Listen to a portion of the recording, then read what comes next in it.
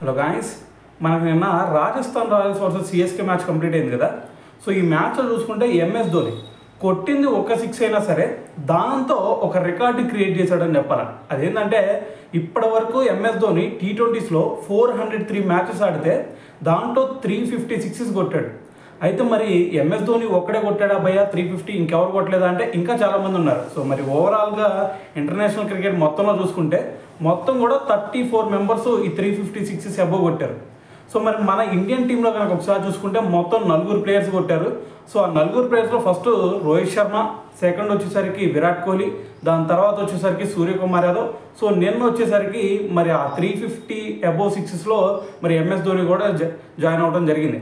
అయితే దీని తర్వాత ఇంకో ఇంట్రెస్టింగ్ ఫ్యాక్టర్ ఏంటంటే మనకి ఈ హైయెస్ట్ 6స్లో వచ్చేసరికి 1000 అబోవ్ క్రిస్ గేల్ ఉన్నాడు.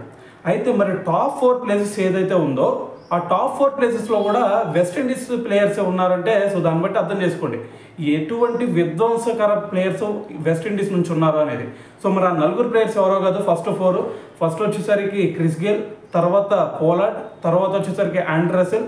సో నెంబర్ 4th పొజిషన్లో వచ్చేసరికి మనకి నికోలస్ పూరన్ అనమాట. సో మరి టాప్ 4లో వాళ్ళు ఉంటే దాని తర్వాత మన ఇండియన్ టీం తరఫున మరి 350 అబోవ్ 6s కొట్టిన ప్లేయర్స్ మాత్రం సో వీళ్ళు 4 అయితే ఉన్నారనమాట.